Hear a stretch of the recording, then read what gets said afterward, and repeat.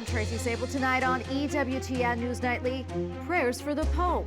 The Holy Father is admitted to a hospital for testing amid his ongoing case of bronchitis. We have a report from Rome. Do not be afraid. Vice President JD Vance addresses the Munich Security Conference, what he said about illegal migration, pro-lifers, and the example of St. John Paul II. Abortion in America. The governors of New York and Louisiana spar over a possible first-of-its-kind case in the U.S. Plus, the story is tough to swallow. An unforgettable moment for a kayaker in Chile. These stories and more tonight. From EWTN, the Global Catholic Network, this is EWTN News Nightly. Thank you for being with us. Our top story tonight, the Holy Father is in the hospital in Rome to receive medical treatment. The Vatican announced this through a short note this morning. EWTN Vatican correspondent Colin Flynn has more. Good evening, Tracy. Pope Francis was admitted to the Jubilee Hospital here in Rome today to be treated for ongoing bronchitis, and his appointments for the weekend and Monday have been cancelled. This is the latest setback to the health of the 88-year-old Holy Father. The Vatican released an evening bulletin stating, following the worsening of his bronchitis in recent days, the Pope has undergone specialist examinations and has begun hospital pharmacological treatment. It specified that the initial tests indicate a respiratory tract infection. His clinical condition is stable with a slight fever. The director of the Holy See reassured everyone, saying the Pope is calm and in good spirits. It was 9 days ago the Vatican announced that he was suffering from a flu, which then developed into bronchitis. He kept his appointments during the week, and I was at the Wednesday general audience just a few days ago, but you could hear that the Holy Father was struggling to speak because of lack of breath. In fact, he told people there that he was unable to read his catechesis and so handed it to a priest to read for him. Now, Pope Francis was due to host a Jubilee audience tomorrow, but that has been cancelled. He was due also to speak and preside over Mass to mark the Jubilee of Arts and World of Culture on Sunday. We're told now that that will be celebrated instead by a cardinal. On Monday, he was due to meet with a group of artists, some of them world-renowned, like director Tim Burton. We're told that too has been cancelled. He did hold some meetings this morning, including meeting with Cardinal Tagle. He also met with Mark Thompson, the president of CNN. He met the Prime Minister of Slovakia, and in a video of this meeting, which was released by the Vatican, you can see that the Pope is visibly tired. Now, while the Pope going to hospital at any time is concerning, especially at the age of 88, the Holy Father has battled bronchitis before on a number of occasions. For example, he was hospitalized in March of 2023 for 3 nights and treated with antibiotics. In December of 2023, he cancelled a visit to Dubai, again because of bronchitis. And remember, when he was a young man in Buenos Aires, he had part of one of his lungs removed after a strong dose of pneumonia. So his lungs are already compromised. It does seem his health has been declining in recent years, using a wheelchair or a cane most of the time. Also, he recently fell twice, hurting his arm and his chin. And of course, this being the Jubilee year, it will be an extra busy one for Pope Francis, with millions of pilgrims expected to be coming to the Holy City to see the Holy Father.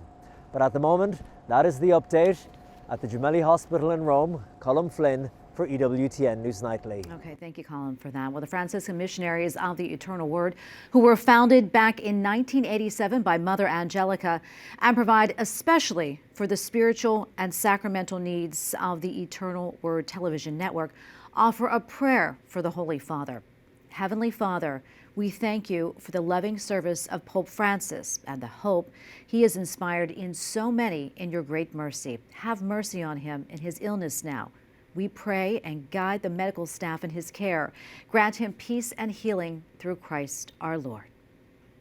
Vice President JD Vance invoked the name of Pope John Paul II while speaking to leaders in Europe. He defended democracy and warned about Christian persecution. Vance also joined other cabinet members overseas to discuss the war in Ukraine.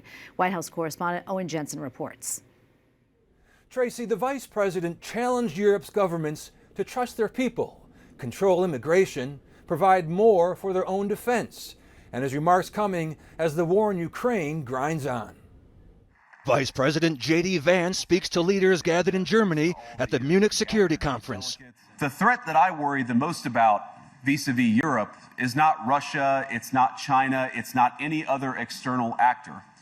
And what I worry about is the threat from within, the retreat of Europe from some of its most fundamental values, values shared with the United States of America. Vance criticized Britain for charging a man for praying outside an abortion facility, and he criticized Scotland for telling people they may be breaking the law if they pray inside their own homes. In Britain and across Europe, free speech, I fear, is in retreat. The vice president says leaders should listen to their people because their voice matters. As Pope John Paul II, in my view, one of the most extraordinary champions of democracy on this continent or any other, once said, "Do not be afraid." We shouldn't be afraid of our people even when they express views that disagree with their leadership. Later, Vance joined Secretary of State Marco Rubio as they sit across the table from Ukrainian President Volodymyr Zelensky. The Trump administration looking to end the war in Ukraine once and for all. But we want to achieve a durable, lasting peace, not the kind of peace that's going to have Eastern Europe in conflict just a couple years down the road. Really, we want peace very much, but we need real security guarantees, and we will continue our meetings and our work. As peace is discussed, the war drags on. Ukraine's Chernobyl nuclear plants under attack. A drone armed with a warhead hit the protective outer shell today, briefly starting a fire. The U.S. has not publicly revealed its plan to end the conflict, but Vice President Vance told the Wall Street Journal there are economic tools of leverage. There are, of course, military tools of leverage America could use against Russian President Vladimir Putin. But fundamentally, I think the president wants to have a productive negotiation, both with Putin and with Zelensky. President Zelensky also said he believes President Trump is the key to ending the war in Ukraine. And Zelensky also said that President Trump gave him his phone number before today's opening of the Munich Security Conference. At the White House, Owen Jensen, EWTN News Nightly. And for more, let's bring in retired U.S. Army Brigadier General Mark Kimmett. He served as Assistant Secretary of State for Political Military Affairs under President George W. Bush. Thank you so much, sir, for being with us today. We appreciate it. It has been a week of major moves for a peace deal, and we'll discuss that in just a moment. But first, what is the state of the war between Russia and Ukraine right now? Well, it's virtually a stalemate. It looks very much like Flanders Field, World War I. Both sides are making no progress in either direction. So they're digging in. It's trench warfare at its absolute worst. And I would not expect to see any change between now and possibly the springtime when the ground hardens.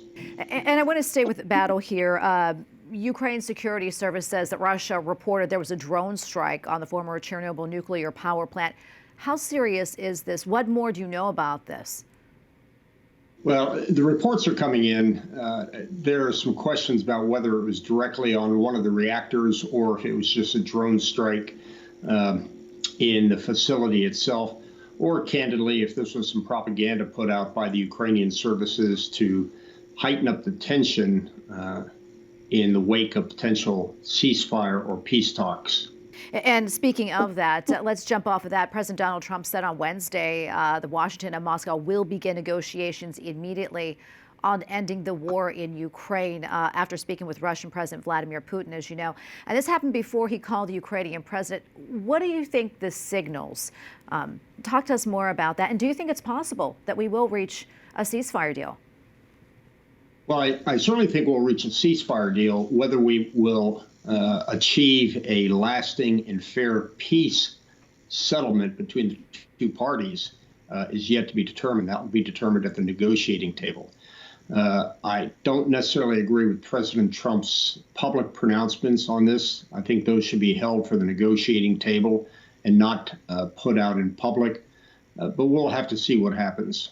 Yeah, another thing I want to touch on as well is you may have read this in a Wall Street Journal interview. Vice President JD Vance said the option of sending U.S. troops to Ukraine if Moscow failed to negotiate in good faith remained on the table. Quote, he said, there are economic tools of leverage. There are, of course, military tools of leverage.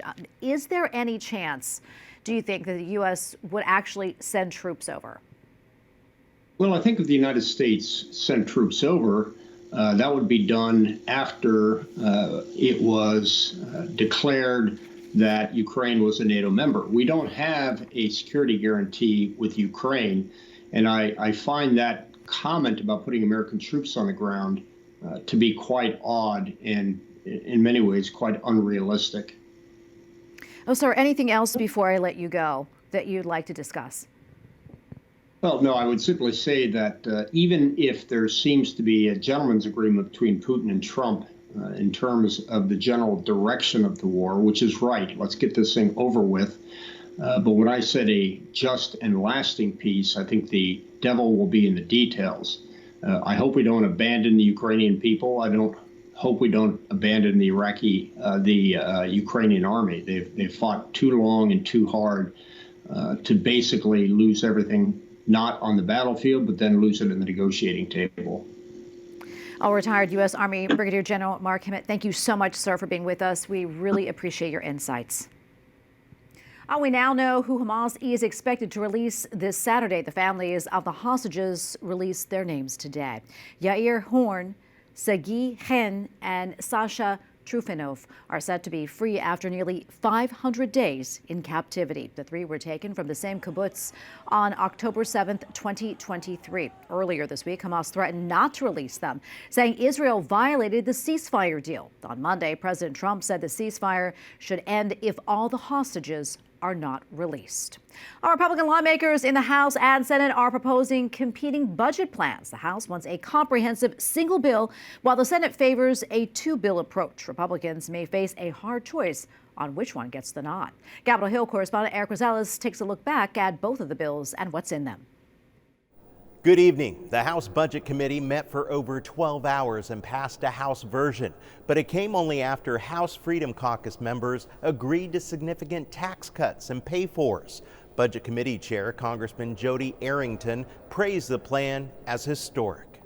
This budget resolution provides the fiscal framework for what will be one of the most consequential pieces of legislation in modern history, and the principal legislative vehicle for delivering on President Trump's America First agenda. Democrats say Republicans never asked for any input, and the plan does nothing for the middle class. So what's in their budget? Nothing to bring costs down. Absolutely nothing. But what they do have is $4.5 trillion of more debt. The House plan provides over $4 trillion in tax cuts, at least $1.5 trillion in spending cuts, including Medicaid, $300 billion in more border and national security spending. Anytime you talk about cuts in spending, I think that's a great thing. That is a beautiful. I believe we should have tax cuts, extend them. Certainly extend the tax cuts. We got to have it. It's all about economic growth. What concerns you the most in the cuts? Well, we want to make sure we're not affecting the disaffected, the indigent, those who are less than. House Republican leaders hope to bring their blueprint to the House floor early next month. Meanwhile, the Senate plans to advance the much narrower budget resolution tailored to border security and defense. The Armed Services Committee will come up with a $150 billion plan to increase spending to make our military stronger and more lethal. We'll come up with a $175 billion plan to secure the border. That will be Judiciary and Homeland Security. We'll enact that plan. Senator Graham adds speed is of the essence. Whatever you need to do to get the one beautiful bill, do it. Do it now. You have my blessing, you have my support. But if we can't do it quickly, we need to go to Plan B. So what is Plan B? Senate Republicans want to pass this bill next week and then craft another bill dealing with tax cuts and other priorities later this year. House Speaker Mike Johnson has already said he will not bring up the Senate measure for a vote. Bottom line, House and Senate Republicans need to find a compromise and work out the final details. At the Capitol, Eric Rosales, EWTN News Nightly. Nearly 1,300 employees at the Centers for Disease Control and Prevention are being forced out. That is nearly 1/10 of the agency's workforce. It is part of the Trump administration's move to get rid of all probationary employees. The CDC's leadership was notified this morning by the U.S. Department of Health and Human Services. And we have a lot more still to come here on EWTN News Nightly, including Bundle Up. Another blast of bitter cold winter weather is on its way for the United States. When and where it's going to hit. And learn why a New York abortion doctor is facing legal trouble for prescribing abortion pills in several states.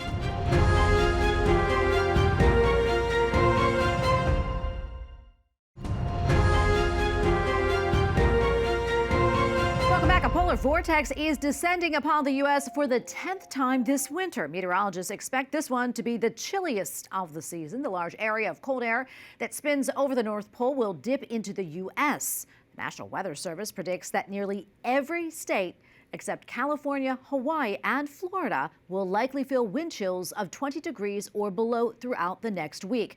But before that happens, prepare for a winter storm tracking from the west starting today to the east coast on Sunday. Well, from icy winds, we now go to torrential rains in Southern California, where the weather is not getting any better. Take a look at this video right here. Cars buried in mud up to its headlights, and this one swept off the highway into an ocean.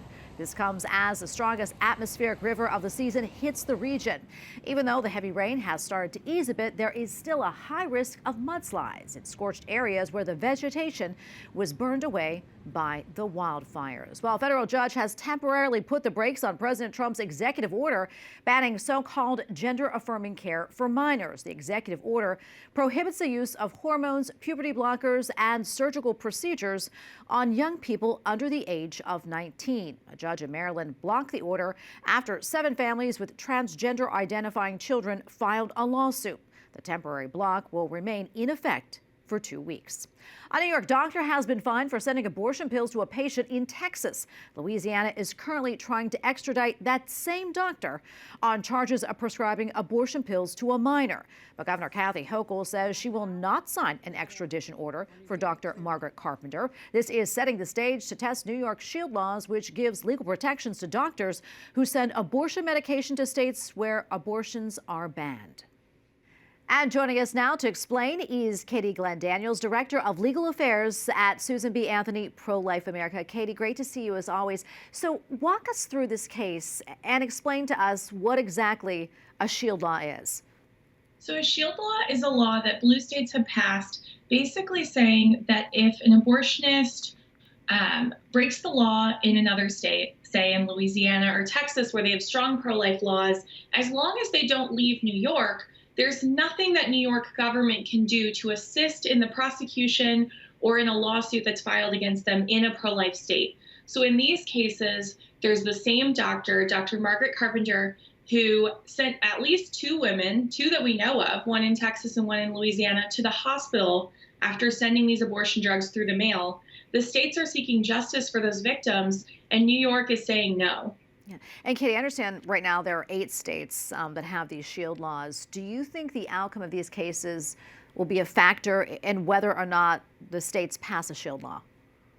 It certainly seems clear to us that the idea of a SHIELD law saying that you will not participate in a lawful either criminal investigation or in a civil lawsuit that's brought by another state is unconstitutional under the U.S. Constitution. There's something called full faith and credit that says that we recognize the judgments of other courts, and SHIELD laws obviously go against that. So I think if we can go into federal court with these cases and show that these SHIELD laws are unconstitutional, it would stop other states from following New York's terrible path. Yeah, and apparently Kathy Hochul, the governor of New York, says she's not going to sign an extradition order for that doctor.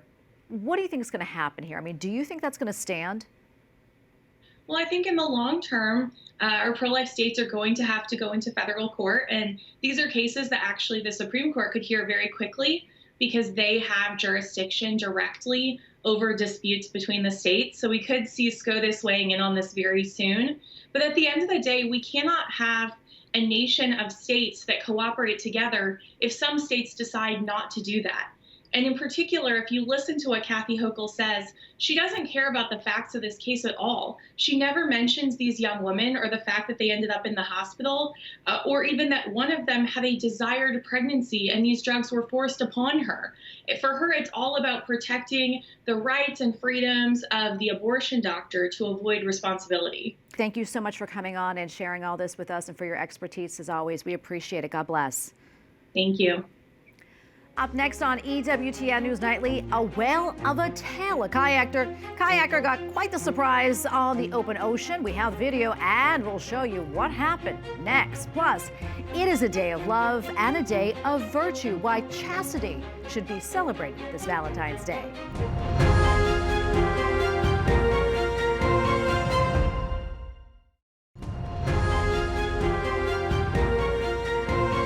Despite Pope Francis's hospitalization, the Jubilee of Arts and the World of Culture will take place as scheduled over the weekend. In an interview with EWTN News, Cardinal Mendonça explained the importance of art to proclaim the gospel and its message of hope.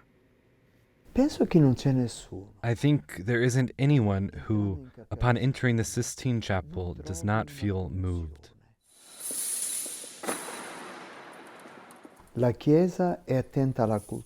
Church is attentive to culture, and it cannot be otherwise, because Christianity is an incarnate reality, culturally translated. That is why culture is very important. And within cultures, artists hold a special place, because they have the ability to make the mystery visible or audible. In this sense, artists are collaborators of the Church in the search for truth and in translating the mystery of God into a perceptible language. Cardinal Mendonça, who will preside over the Jubilee's Holy Mass instead of Pope Francis on Sunday, emphasized how many popes throughout history have spoken of the power of art to captivate and express the beauty and truth of the faith. Pope Francis himself has stated that the Church's friendship with the arts is something quite natural, and thanked artists for their work and efforts to render glory to God. Well, Valentine's Day is a day for love and romance, but in today's world, many can be confused by their desires. That said, the virtue of chastity is one that we can strive to incorporate into our daily lives. And joining us now to talk more about chastity and how it can bring us closer to God is Anna Carter. She is the co-founder and president of the Eden Invitation Outreach to Millennial Catholics who are experiencing same-sex attraction. Anna, great to be with you today. We appreciate it. Thanks so much for having me. Absolutely. So first off, a lot to talk about, but tell us a little bit about your story and what kept you in the Catholic Church. Wow, that is a great question. Yeah, so for me, growing up, I recognized in high school that I experienced attraction to other women, but I also was really into youth group and had these beautiful experiences of prayer and community, and I knew that the church was home. So actually, I think for my journey, a lot of it has been, okay, this isn't really going away, and how do I work this out? What does discipleship look like? What does friendship look like? What does vocation look like in the midst of all of this? And Eden Invitation really flowed out of that, really trying to create community for other people wrestling with sexuality and gender in the church and world today. Yeah, and I know in one article you quoted the Catechism definition of chastity, meaning the successful integration of sexuality within the person and thus the inner unity of man in his bodily and spiritual being. And you wrote that to be chaste, you really need to be aware of the whole picture in your life. Talk to us more about that. Right. I think that we're holding all of us, right? Whatever's, going on inside of us, we're holding on to both, if we want to get philosophical, the ontological reality, right? So my embodiment, for me personally, that's as a woman, right? This awareness of our body and soul and the reality that has for our sexual relationships, right? But also, I think being aware of these places where we do experience discordant desires, being honest about that and bringing all of that to God. Yeah, and I know your organization really hears a lot of struggles of young people who are also experiencing, issues with their sexuality. What do you tell them when they have questions about attraction and desire? I think the invitation is first to bring that to God, right? This recognition that all of us experience these discordant experiences of desire, right? And it doesn't have to just be same-sex attraction, but all of us wrestle with that. And to be aware of what's right and what's wrong, but also saying, this experiencing this doesn't need to be a cause for shame, but it can be an invitation to surrender more deeply to Jesus in your own life, to have, increased vulnerability in some of your close relationships. Yeah, another thing I want to talk about, the Institute for Family Studies has published a number of studies that show waiting for marriages ensures a more successful and happier marriage. Does that happen to resonate with people that you're talking to today? And what are you seeing? Yeah, I think that there is, as we grow in chastity, right, as a virtue that's about developing habits, right? It's developing these habits of using our reason and our intellect within our desires. And so I think there's a lot that can be gained as we grow in self-discipline, right, in our lives. Perfect. Anna, thank you so much for being with us and talking to us about all this. We appreciate it. Happy Valentine's Day. And to you. Well, finally tonight, a kayaker in Chile is getting a second chance after being swallowed by a whale. Can you believe that? The stunning moment was all captured on video by the 24-year-old's father. The whale swallowed the man for just a few moments. Then he spit him right back out. Humpback whales typically feast on krill and small fish, not people, as we know. And when the men were asked if they would ever kayak again, well, they said, of course. I may double think that, but they said yes. And we thank you for watching tonight. Remember, you can follow us on social media, Facebook, X, and Instagram at EWTN News Nightly. I'm Tracy Sable. Good night and God bless.